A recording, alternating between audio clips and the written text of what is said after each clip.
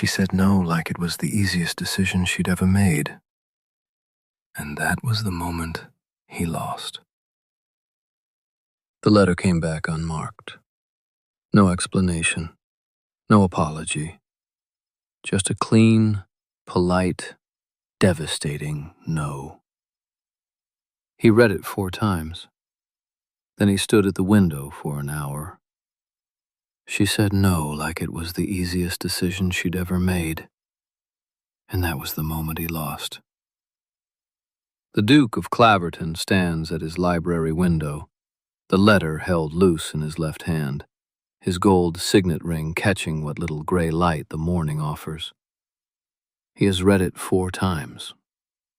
Rain slides down the glass in slow, wandering lines, and beyond it, Ashworth Park stretches in every direction. 4,000 acres of Wiltshire countryside, the lake silver under the clouds, the elm avenue dark and dripping, the tenant farms tucked into the folds of the hills like sleeping animals. All of it his. Every stone, every field, every silence in every room of this house. He is 34 years old. He has held the title for 6 years. And a woman he has never met has just told him no. Not dramatically, not with fury or tears or a speech about her independence. 1 sentence of thanks, 1 sentence of decline. The paper is plain, not even good paper, the kind you buy in a village shop for a penny a sheet. Her handwriting is small, neat, unhurried. She did not agonize over this. She did not draft it 3 times. She simply wrote it, folded it, and sent it back the way you'd return a misdirected parcel. Let me tell you about his mornings, because they matter. Every day, the same. He rises at 6. He walks the east corridor alone, his boots echoing on the oak floors, past the portraits of his father and the grandfather before that, men with his jaw, his gray eyes, his particular way of holding silence like a weapon. He takes breakfast in the small dining room, not the great one. Coffee, not tea. 1 newspaper, read cover to cover. Then the library, where the fire is always too hot because the housekeeper, Mrs. Parrish, insists a cold room invites illness, and he stopped arguing about it 2 years ago. He sits at the mahogany desk. He answers correspondence. He reviews accounts. He meets with his steward at 9. The estate runs like a clock because he winds it every single morning, and the winding is all he has. No wife, no children, no particular friend who visits without invitation. His mother lives in the East Wing and takes her meals separately, and they speak at dinner 3 times a week with the careful courtesy of diplomats negotiating a border neither will cross. The loneliness is not dramatic, it is architectural. He has built his life around it the way you build a house around a courtyard. Everything faces inward, everything is organized, and the empty center is the point. So when his solicitor, Mr. Harding, suggested the match, a rector's daughter, respectable family, modest means, known to be sensible and capable, he did what a man of his position does. He composed the letter of offer through proper channels. Mr. Harding wrote to the rector. The rector's consent was sought and given. The terms were generous, more than generous. A settlement that would secure her comfort for life. A household of her own within his household. The freedom to continue whatever quiet pursuits occupied her days. He did everything correctly. Every single step. By the book, through the intermediary, with the appropriate respect for her father's authority and her own dignity. And she said no. He turns the ring on his left hand. Once. Twice. The rain thickens against the glass. He reads the letter a 5th time, though by now he could recite it from memory. Dear Mr. Harding, I am grateful for the honor of His Grace's consideration. I must respectfully decline. Yours sincerely, Miss C. Townsend. That is the entire thing. 23 words if you count the signature. No reason, no explanation, no softening phrase like, "at this time," or "given present circumstances" that might leave a door open. Just no. Plain as a shut gate. He cannot locate the feeling. It is not anger. He has no right to anger, and he knows it. It is not wounded pride, exactly, though something adjacent to pride stirs uncomfortably in his chest. It is closer to bewilderment. The bafflement of a man who has always understood the rules, discovering that someone is playing an entirely different game, or no game at all. He rings for Fredericks, his steward, a quarter hour before their usual meeting. Fredericks appears with his ledger and his particular expression of polite readiness, and the Duke asks casually, as though it has only just occurred to him, as though it matters very little, what is known of Miss Townsend. The rector's daughter in Hartwell. Fredericks knows everything about everyone within 10 miles of Ashworth Park, because that is what good stewards do. Miss Clara Townsend, daughter of the Reverend Mr. Townsend, who holds the living at St. Michael's. She is 26. She has managed her father's household since her mother's death 8 years ago. She is known in the village for her competence. She organizes the charity linens. She visits the sick. She keeps the rectory garden in better order than the rectory itself. Unremarkable by society's measure. No fortune, no connections. No particular beauty that anyone has thought to mention, though Fredericks adds carefully that she is considered pleasant-looking and well-spoken. She has never been to London. She has never, as far as anyone knows, had a suitor before.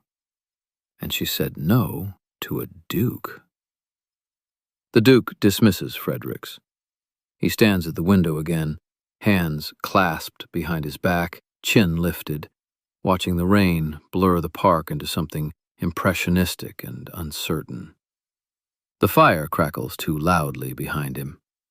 The clock on the mantel ticks with its usual mechanical patience. He does not move for a long time. At 4 o'clock, he takes tea with his mother in the east drawing room, as he does on Tuesdays and Thursdays. The Dowager Duchess sits perfectly erect in her chair, her silver-gray hair pinned in its precise low chignon, her pale blue eyes sharp behind the spectacles she wears on their fine chain, but never actually puts on. She holds her bone-handled fan closed in her right hand, tapping it once, just once, against her knee. She has heard. Of course she has heard. Nothing happens in this house that those pale eyes do not register. He does not mention a letter. He speaks of the tenants, the drainage work on the south field, the roof repairs to the chapel. She listens. She pours his tea. She watches him the way you watch a clock whose mechanism you understand perfectly, waiting for the hand to reach the hour. Then she sets down her teacup, bone china meeting saucer with a sound like a single clear note, and says the line that will haunt him. How refreshing. A woman who does not want your money. He has no answer. 3 days after the refusal, the Duke finds a reason to ride past the village of Hartwell, the same village where Miss Townsend's father holds his living. Now, let's be precise about what finds a reason means here. It means he invents one, fabricates it from whole cloth. There is a drainage ditch on the eastern boundary of his estate that has needed attention since approximately 1793, and not once in the intervening decades has any Duke of Claverton personally ridden out to inspect a drainage ditch. His steward handles such things. His steward's assistant handles such things. The tenant farmers handle such things with a shovel and a muttered prayer and no aristocratic oversight whatsoever.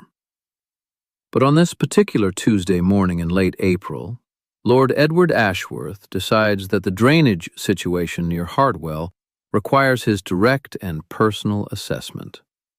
He says this to his valet while pulling on his polished black leather boots. He says it to the stablemaster while his gray hunter is being saddled. He says it with the careful conviction of a man who has not yet admitted to himself that he is lying.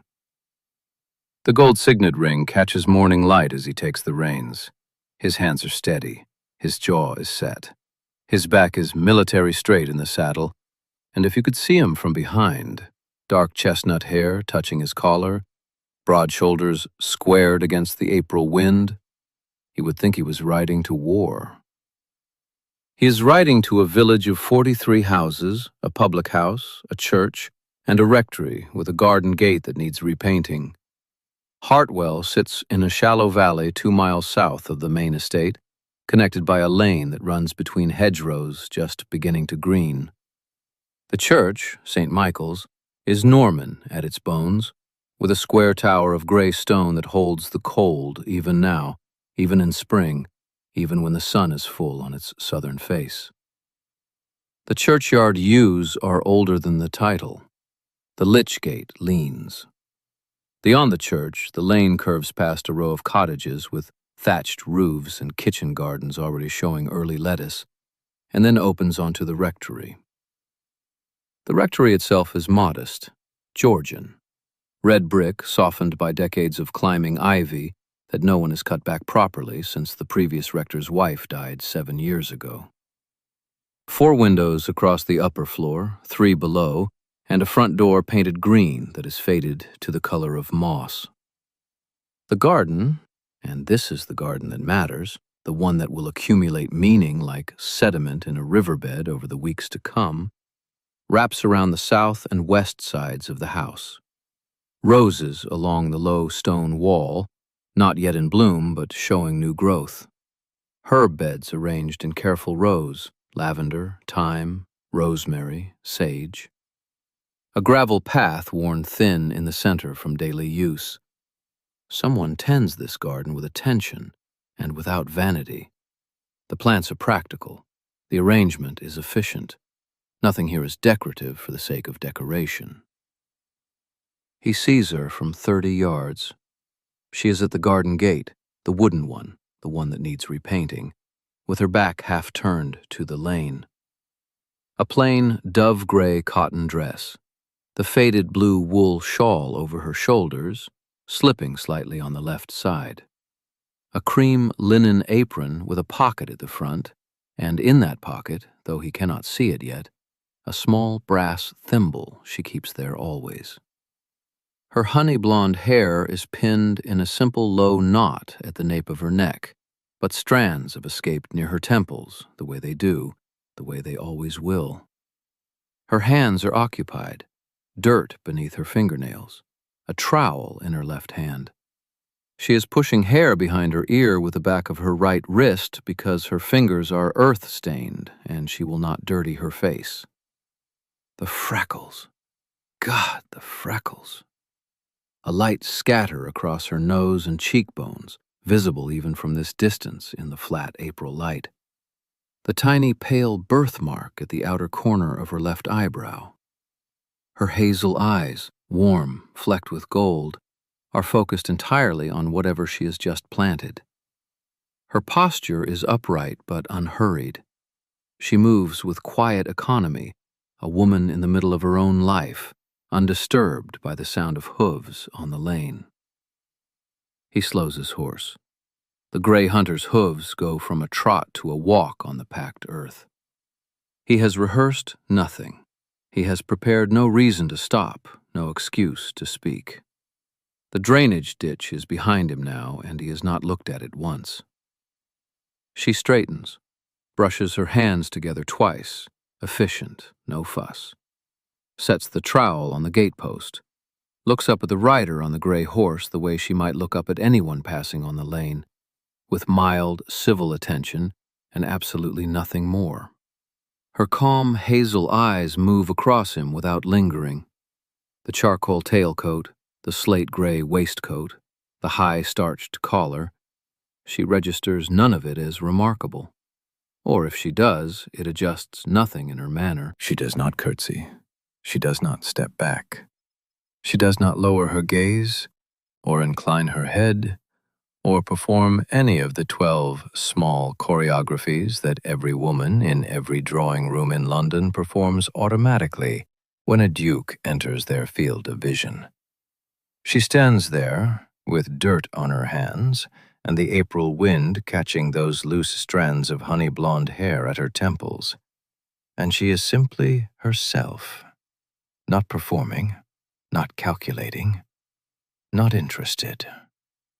If you've been waiting for the moment that undoes him, here, right here, this ordinary Tuesday, this woman at a garden gate who does not know his name or does not care about it, and the difference between those two possibilities is already keeping him awake. She looks up from the garden gate, recognizes no one of consequence, and says good afternoon to him exactly as she would to the postman. He cannot speak for a full 3 seconds.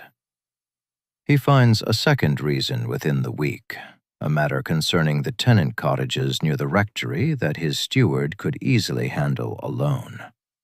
But the Duke of Claverton does not send his steward. He goes himself, on horseback, at precisely the hour when the rector might be found between morning prayers and his afternoon pastoral visits. The question he carries is about the parish school, whether the roof repairs have been completed, whether the children have sufficient slates for the winter term. Matters of genuine importance, yes. Matters that require a duke's personal attention? Not remotely. The gravel path to the rectory is shorter than he remembers, or perhaps his horse moves faster when he is not admitting why. Mr. Townsend opens his own door, no servant, no butler, just a kind-faced man of 62 with ink on his left cuff and spectacles pushed up into thinning gray hair.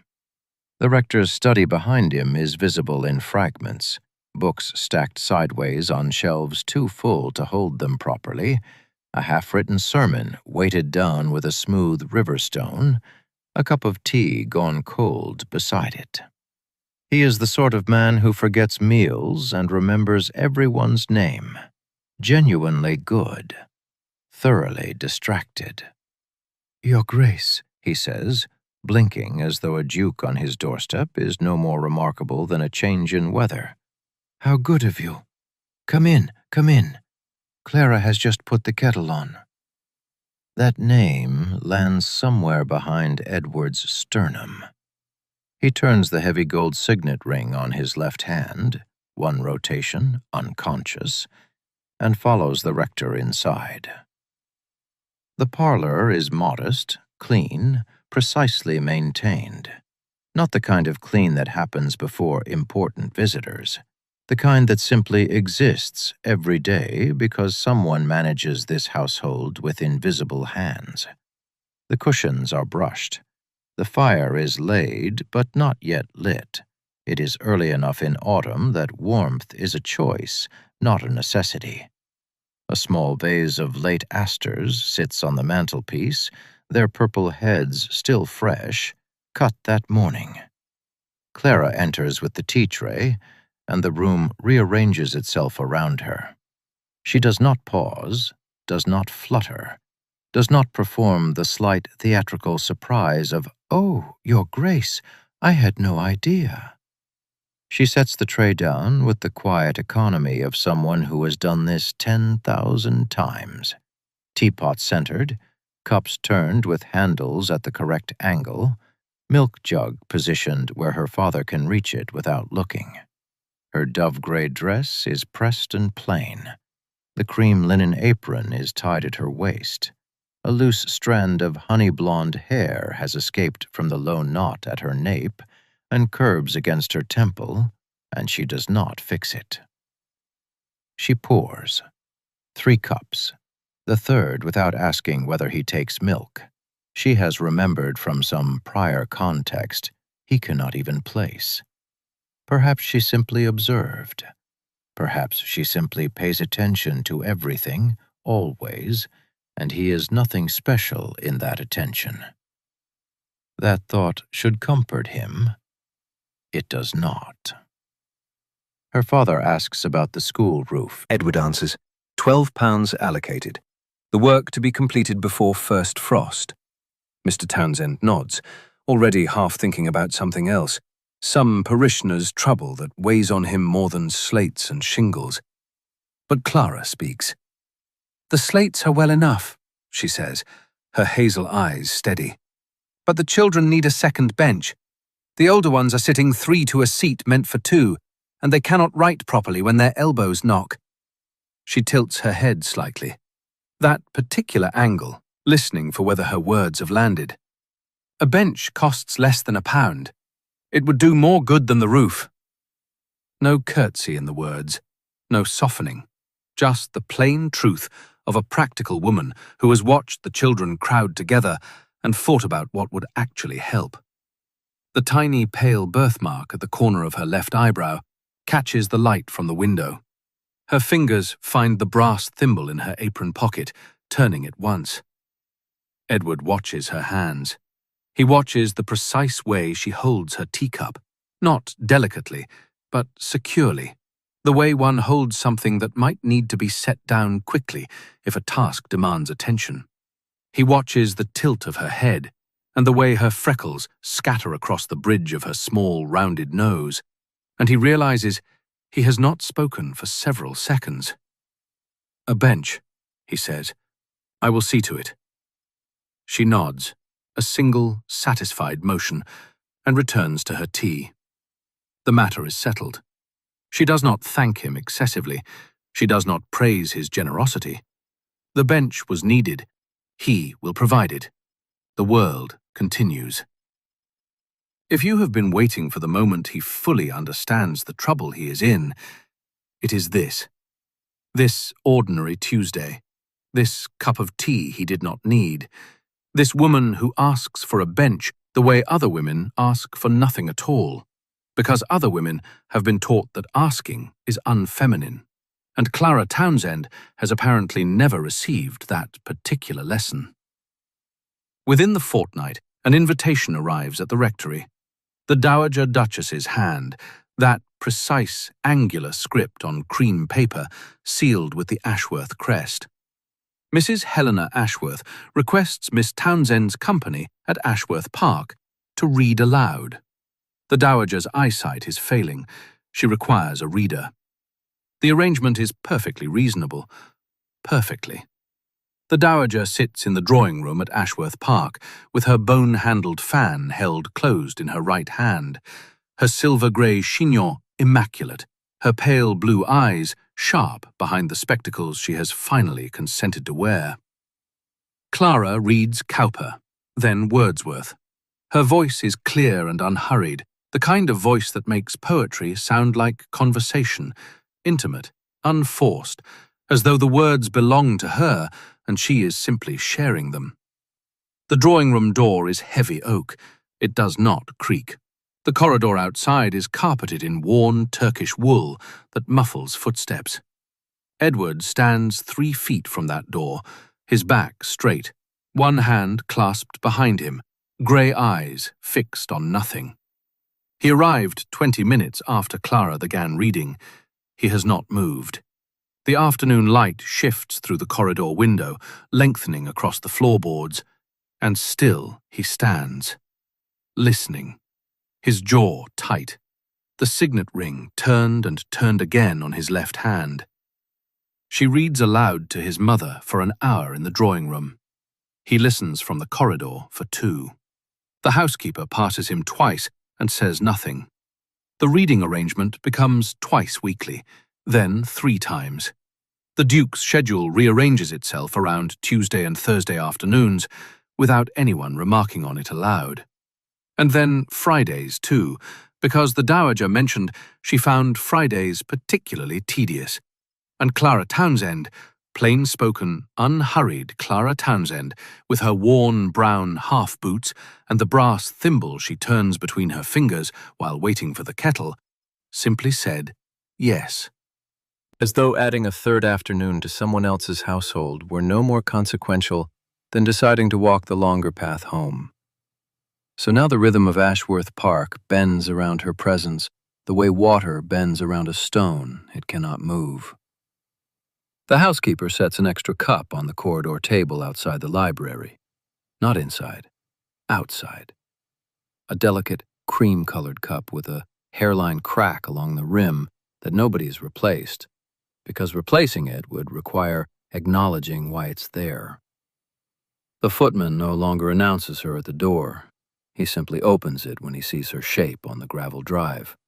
The dove-gray dress, the faded blue shawl, the loose strands of honey-blonde hair already escaping their pins near her temples, as though they've given up pretending to be formal.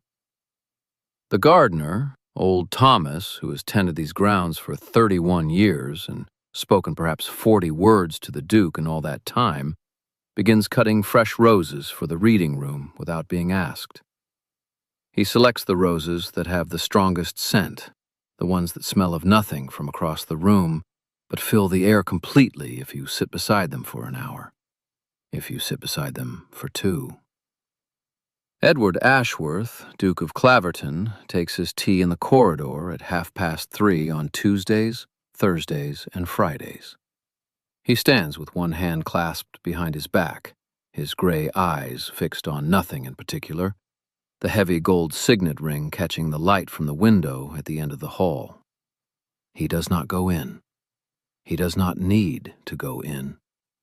He can hear her voice through the oak door, steady, warm, unhurried, reading to his mother about gardens in Italy or the migration patterns of Arctic birds, and something in his chest loosens by a single degree. The household staff passes him in that corridor and says nothing. They say nothing with tremendous precision. A Thursday afternoon in late June.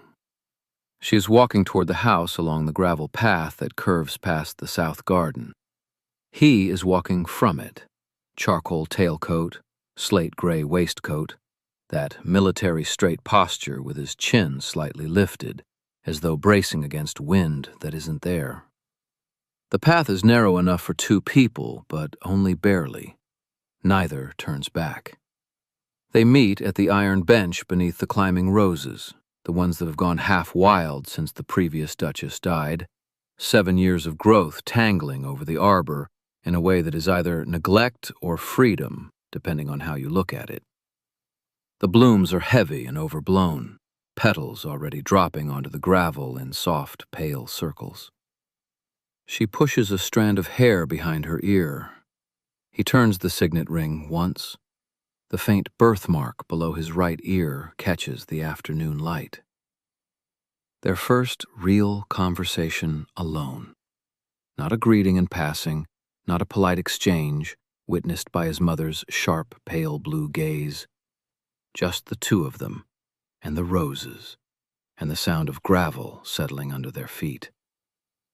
She remarks on the garden, not with pity, never pity from Clara Townsend, but with the practical eye of someone who understands what grows where and why.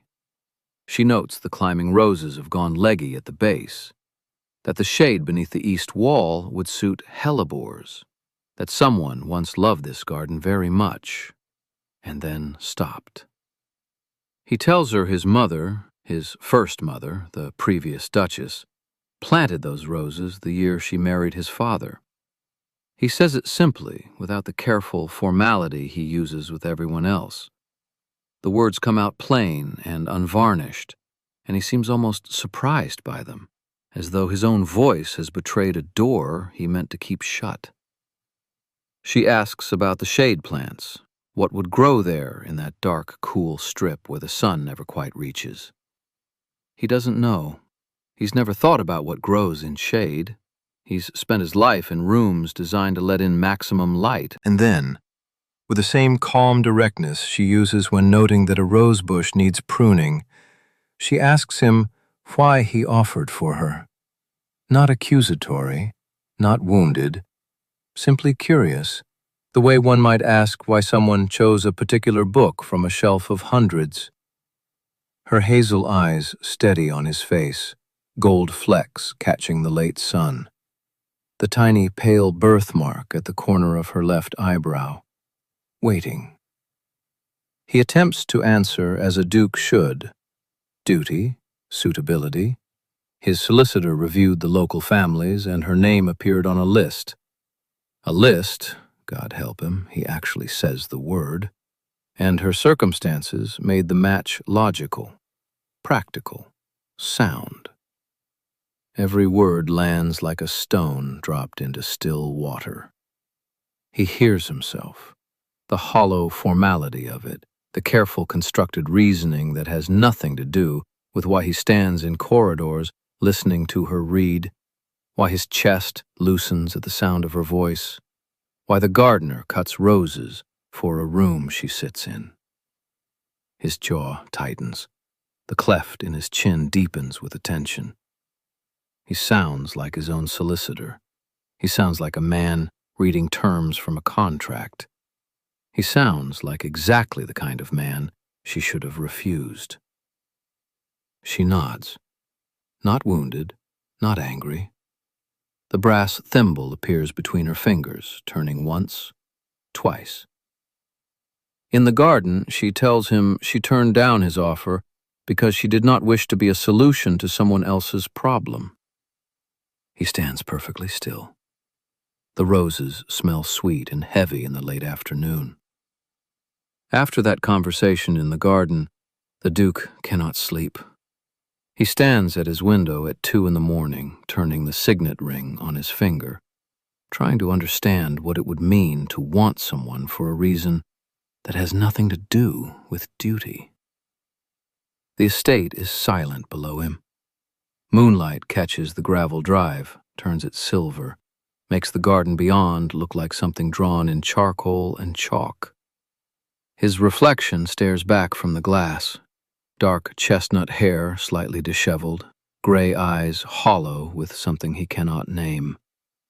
The birthmark below his right ear pulses faintly, the way it does when his jaw is clenched too long. She said she did not wish to be a solution to someone else's problem. And he stood there, like a damned statue. Let the roses perfume the air between them, while the most honest thing anyone had ever said to him hung there unanswered.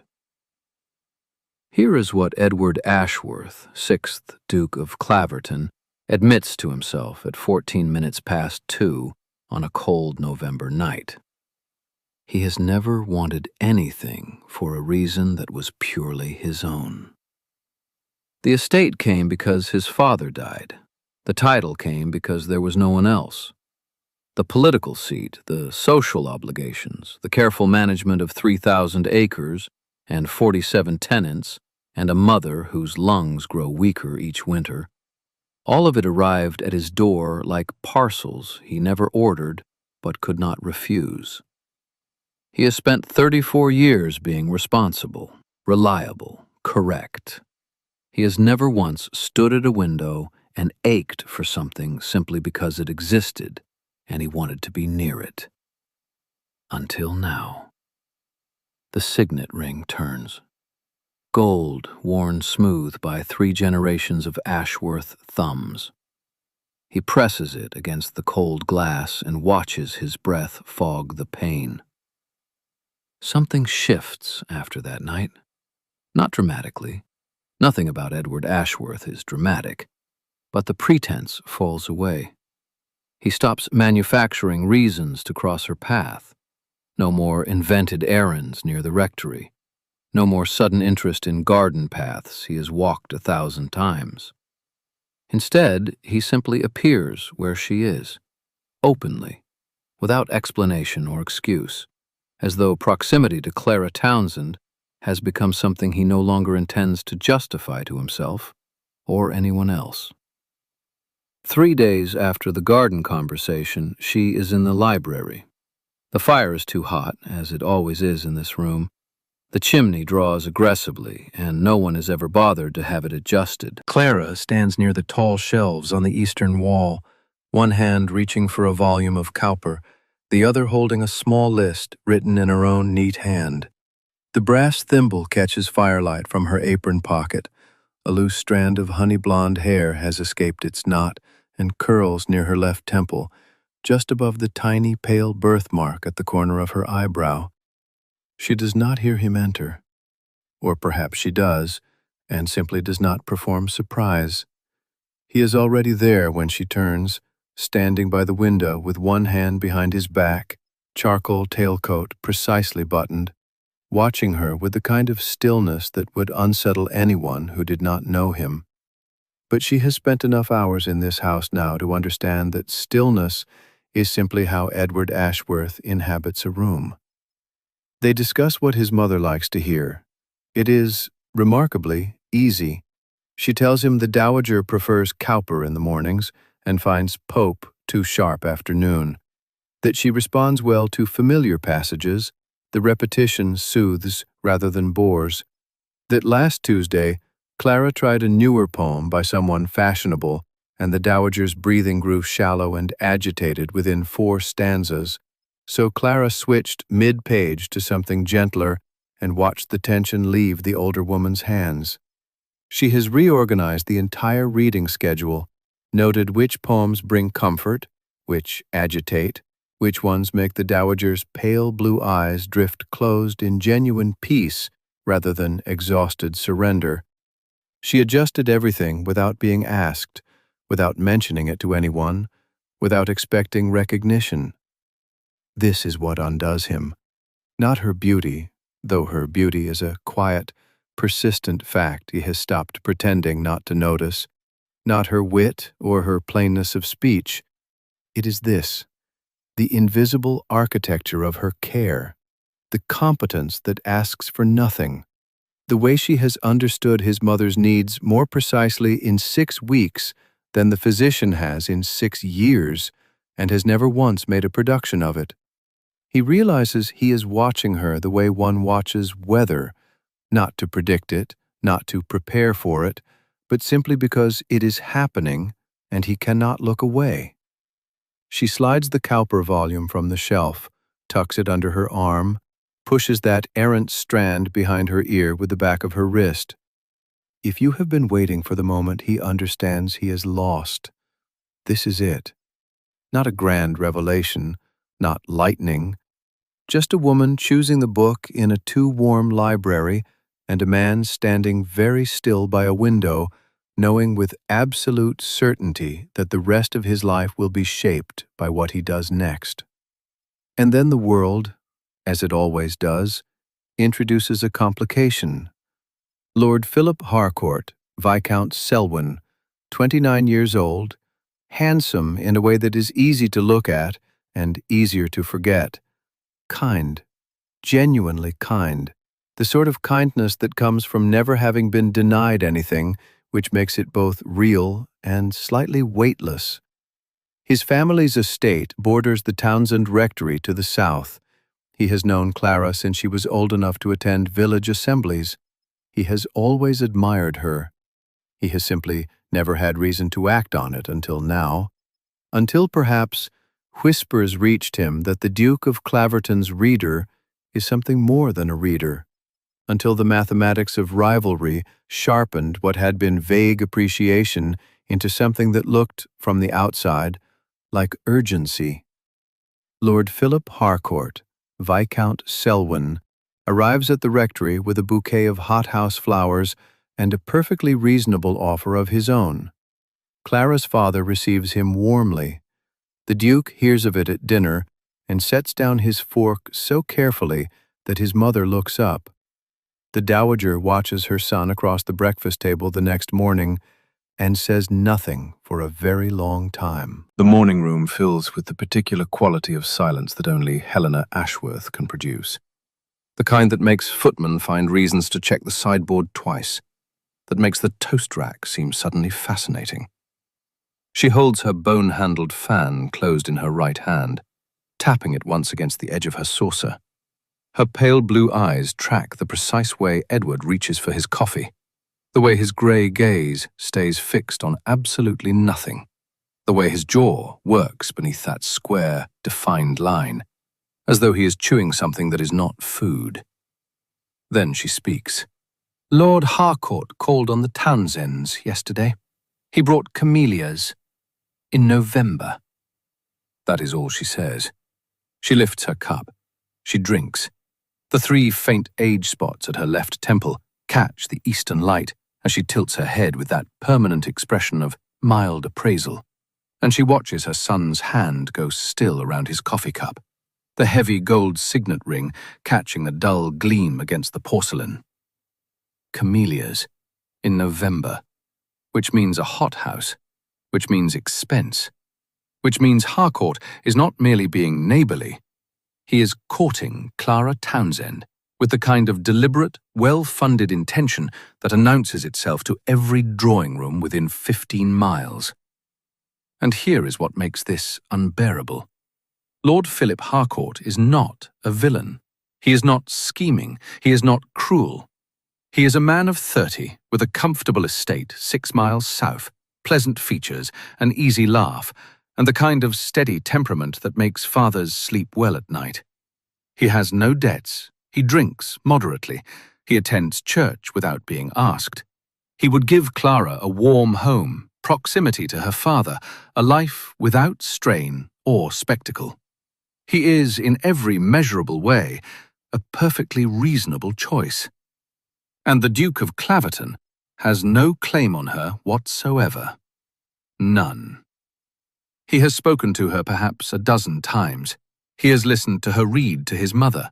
He has watched her hands move over mending. He has stood in a garden and said nothing of consequence.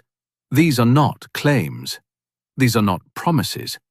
These are the quiet accumulations of a man who has spent 34 years organizing his life around control and has now discovered that control means nothing when a woman with honey blonde hair and a brass thimble in her apron pocket treats him with exactly the same calm courtesy she gives to everyone else. He visits the rectory that afternoon. Legitimate business.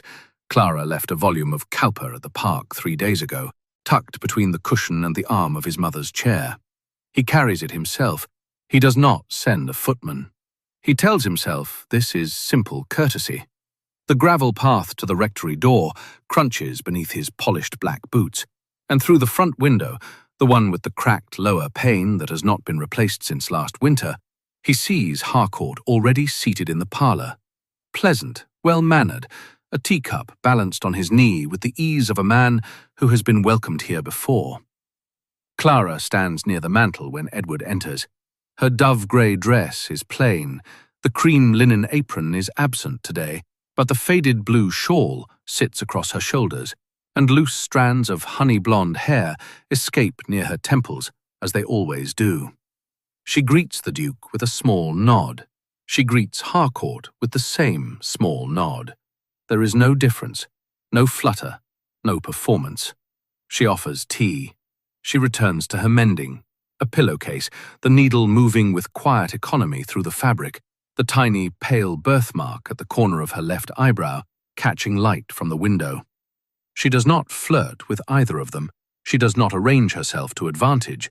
She sits with her work and speaks when spoken to, and occasionally asks a question about the weather or the state of the lower road after the rains, and the Duke finds this absolutely maddening.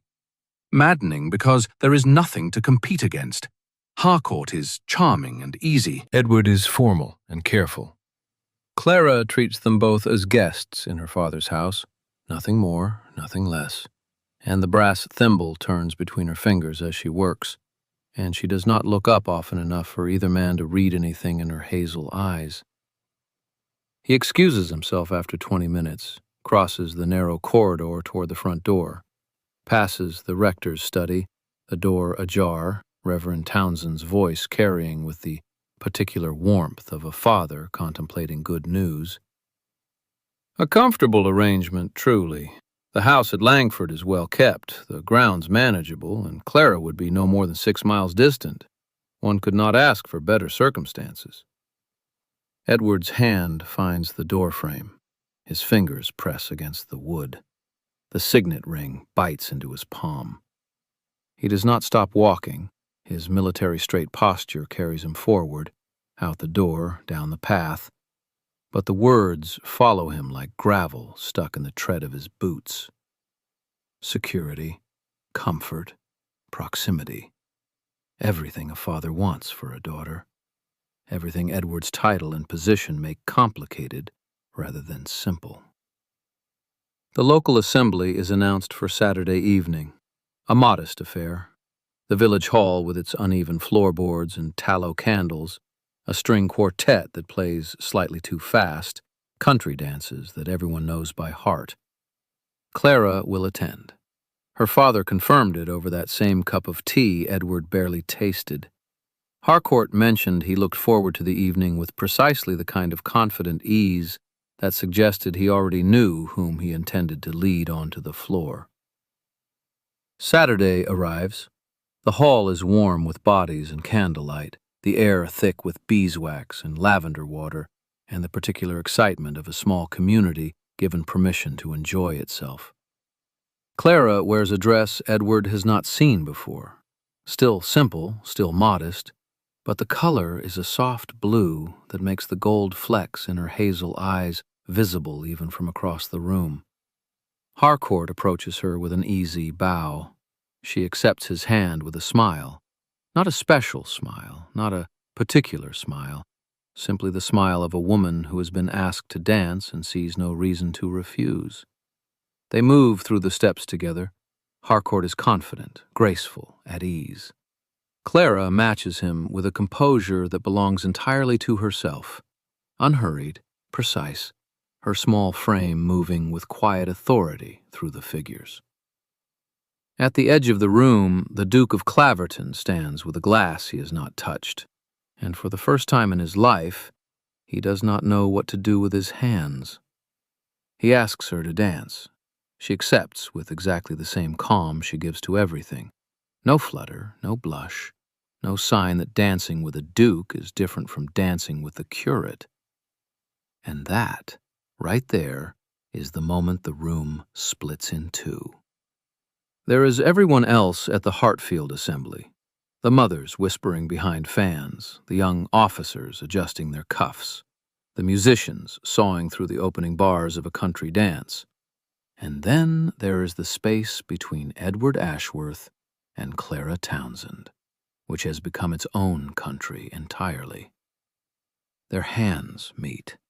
Gloved, both of them, his dark kid skin, hers plain cotton worn soft at the fingertips, and neither pulls away. The figures of the dance carry them apart and back again, apart and back, and each return is a question neither asks aloud. His gray eyes find hers across the set. She holds them, not boldly, not shyly, simply, as though looking at him is the most natural thing in the world, and perhaps that is why it undoes him so completely. The room narrows, the candles overhead, 32 of them in the iron chandelier, dripping wax onto the wooden floor below, blur into a warm haze. The other couples become shapes, movement without meaning. There is only the pressure of her fingers against his palm when the figure brings them together, the brush of her shoulder as they pass, the faint scent of lavender and something else. Ink, maybe, or the clean smell of pressed linen dried in open air. He speaks.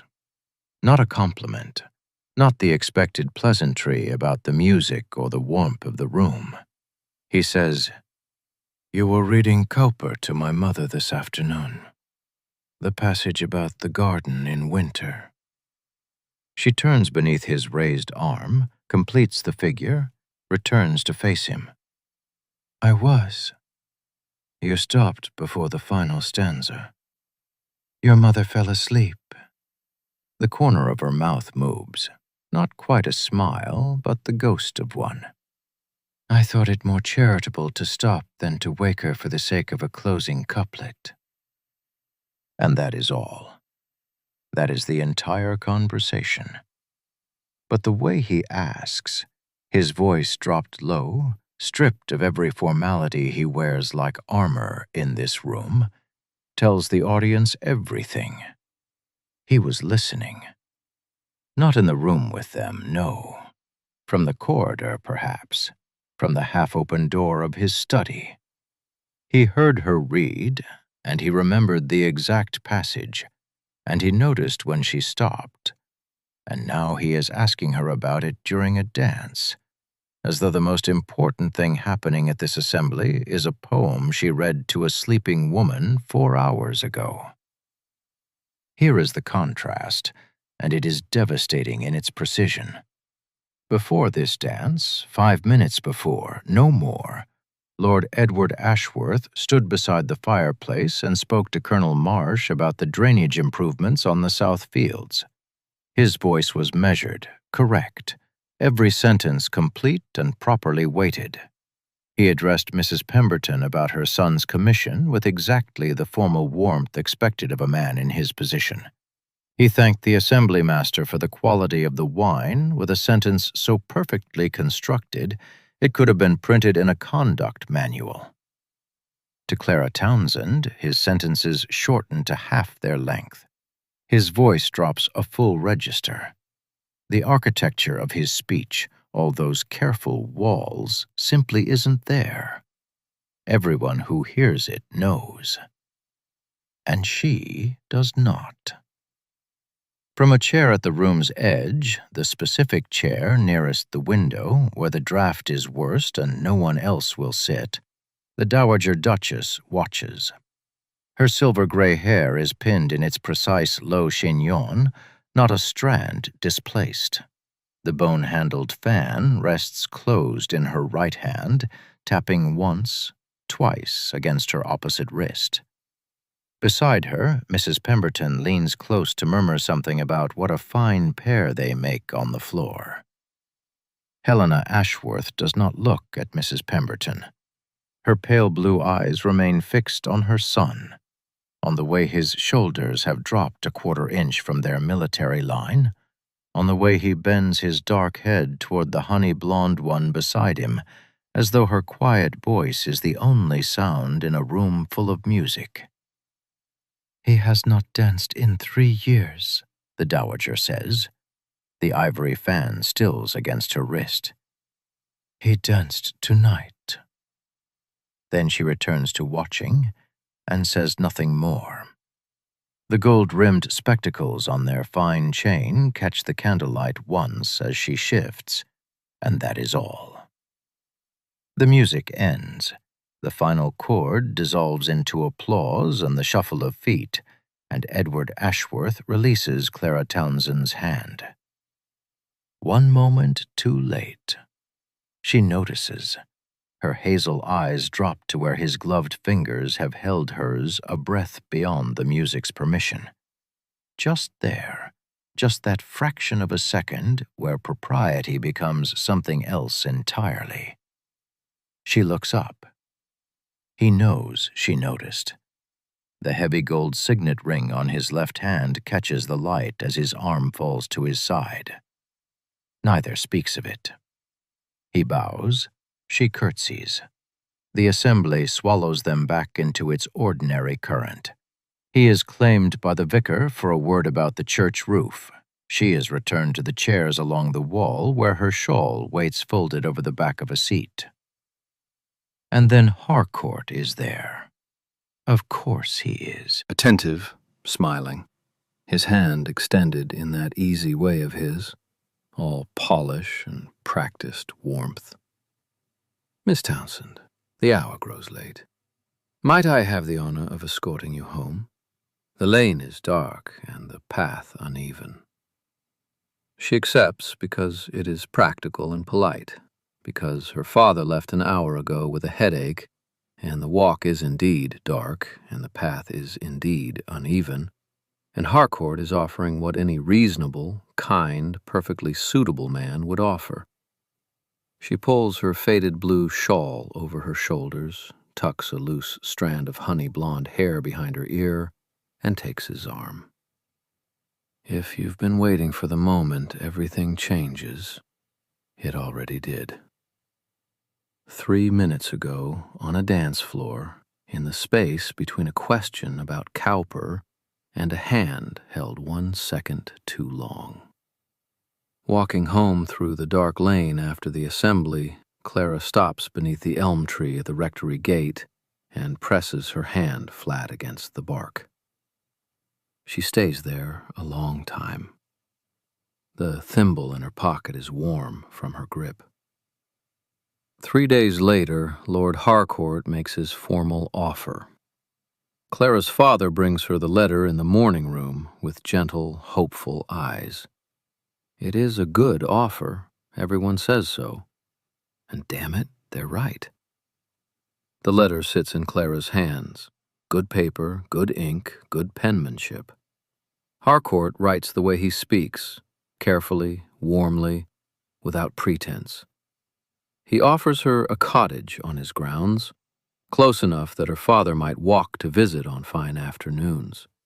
He offers a household staff of 4, a garden of her own, an annual allowance that would make her father's rector's salary look like pocket change. He offers affection. He uses that word specifically, not love, not passion, but affection, steady and honest as a hearth fire. He offers nearness. He offers safety. He offers the absence of worry. Clara holds the letter in the morning room where the east light falls across the writing desk, where the brass thimble sits in her apron pocket pressing against her hip, and she does not refuse. For the first time in all of this, she hesitates. Because here is the thing about a reasonable choice. It does not arrive with thunder. It arrives with arithmetic. It arrives with her father's aging hands, and the damp in the rectory walls, and the knowledge that kindness, genuine kindness from a man who means it, is not something a woman of no fortune throws back like a fish too small for keeping. Harcourt is not a villain. Harcourt is not cruel or smug or entitled. Harcourt is simply a man who looked at Clara Townsend and saw someone worth asking. She sets the letter on the desk. She does not say yes. She does not say no. She presses her fingertips to the edge of the paper and feels the weight of a life that would be perfectly, entirely, suffocatingly fine. Miles away at Ashworth Park, the Duke learns of the offer through his steward, Mr. Price, who mentions it the way one mentions weather, tucked between a drainage report and a note about the tenant rents. Lord Harcourt has made a formal proposal to Miss Townsend of the Rectory. The neighborhood expects an acceptance by week's end. Edward goes very still. His gray eyes fix on a point somewhere beyond the study wall.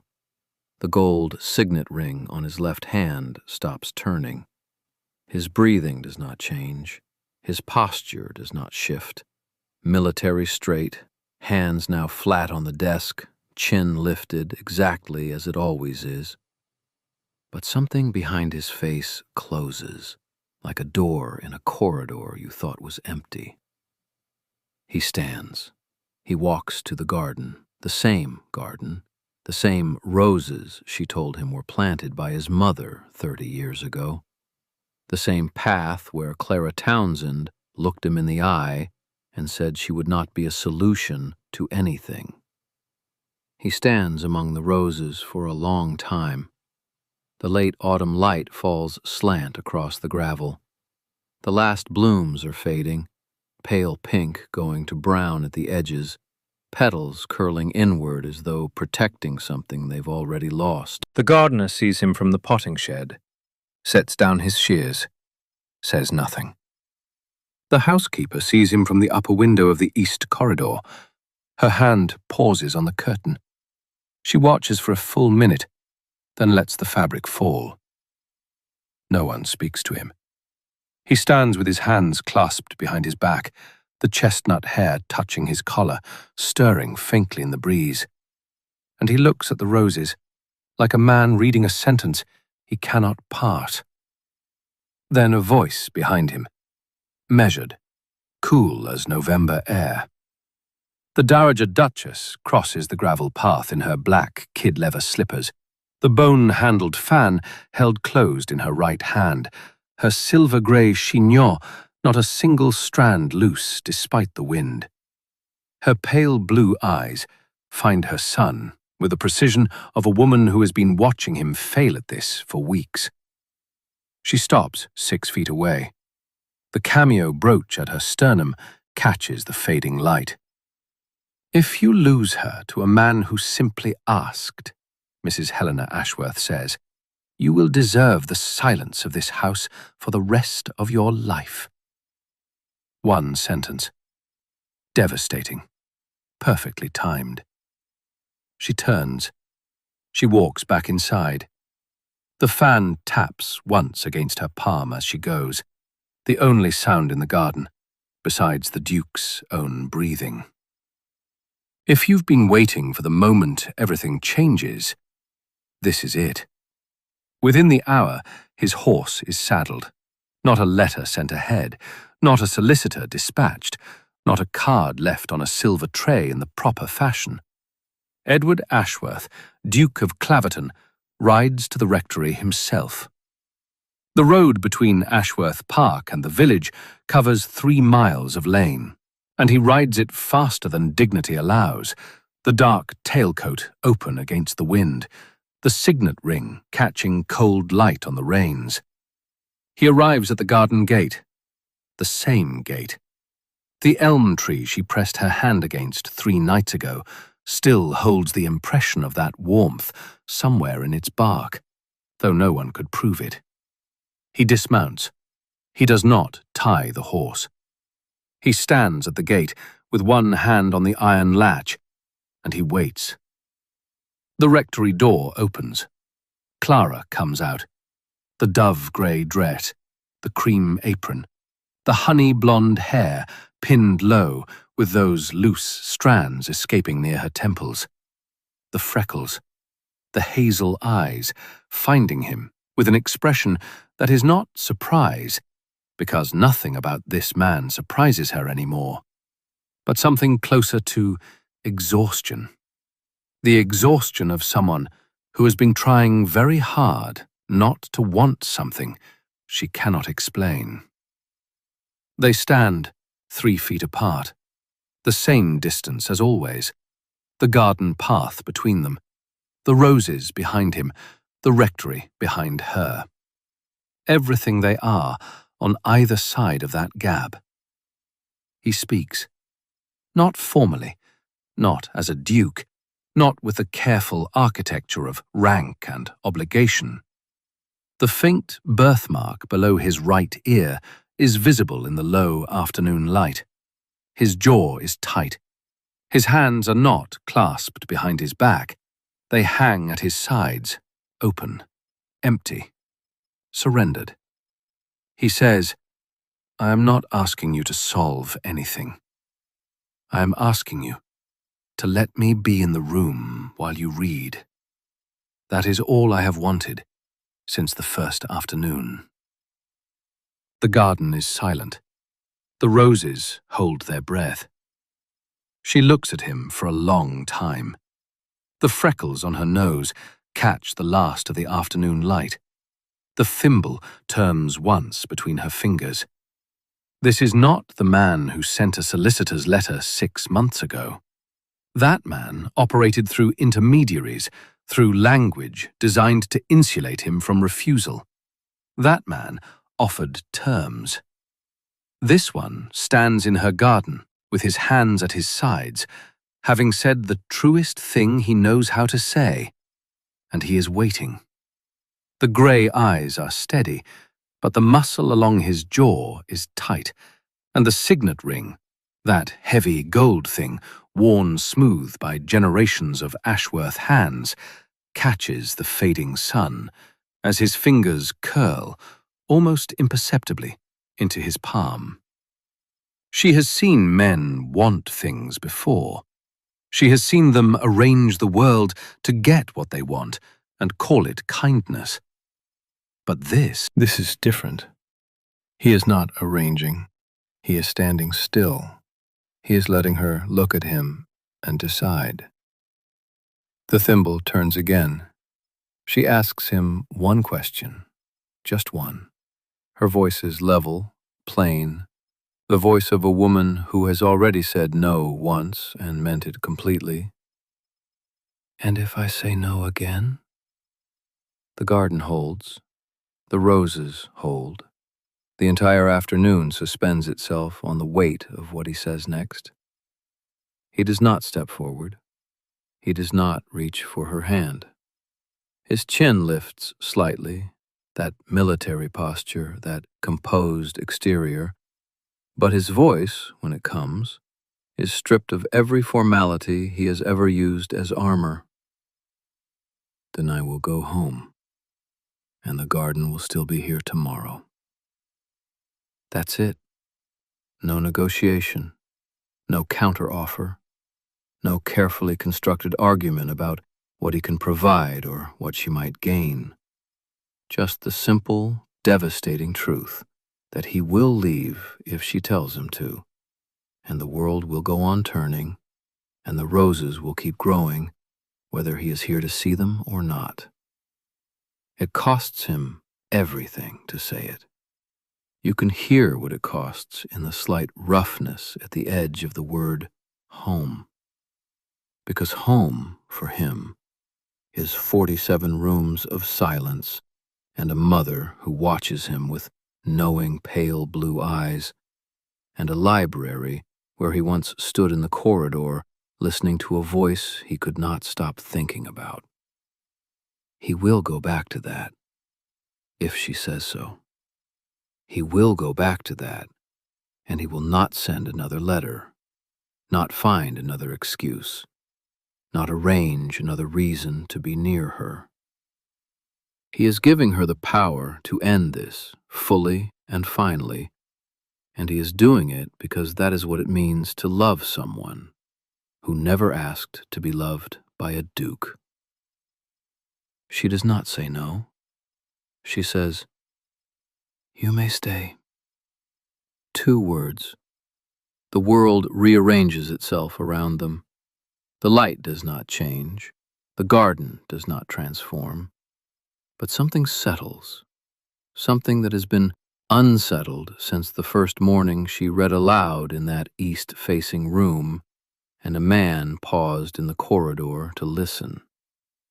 Something clicks into place like a latch finding its keep, and the sound it makes is silence. Perfect, earned silence. The aftermath unfolds with the same clean calm that has defined Clara Townsend from the first page. She declines Harcourt's offer, graciously, directly, without apology or excessive explanation. Harcourt accepts it the way a decent man accepts a truth he already suspected. He is not a villain. He never was. He is simply a man who saw what was happening before Clara did, and who had the grace to step aside once she saw it too. He shakes the Duke's hand at the gate 3 days later, and there is no bitterness in it, just recognition.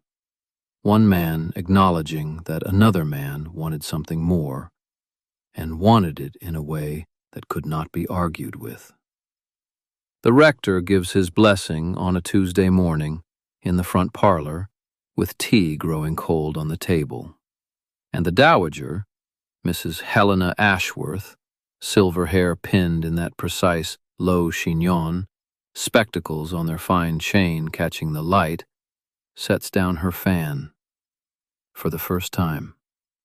The bone-handled ivory fan she has held closed in her right hand like a conductor's baton through every scene, every observation, every devastating single line delivered with surgical precision.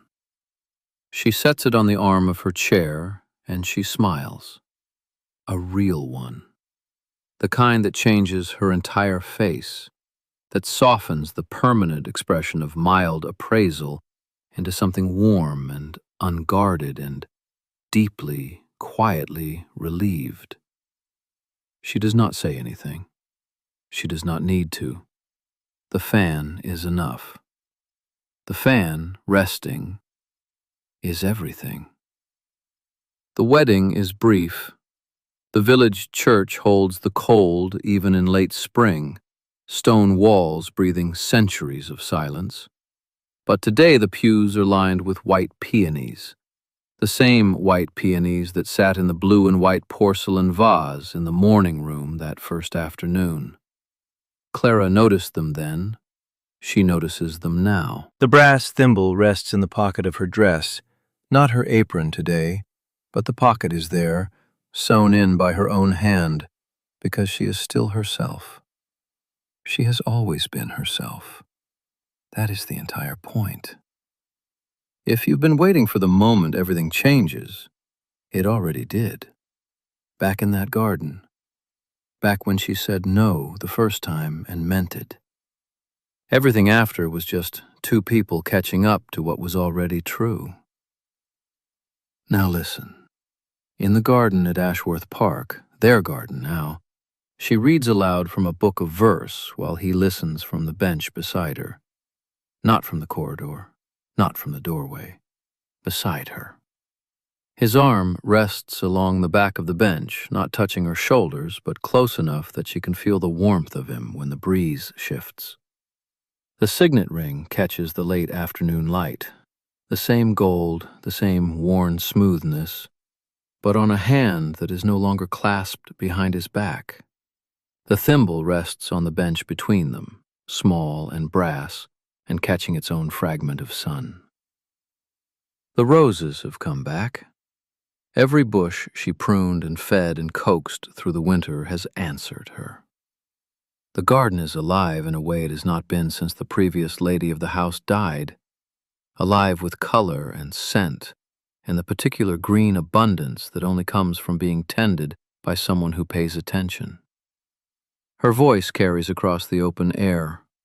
She reads because she likes to read aloud, not for an audience, not for a purpose, simply because her voice in the open air among living things is where she has always been most herself.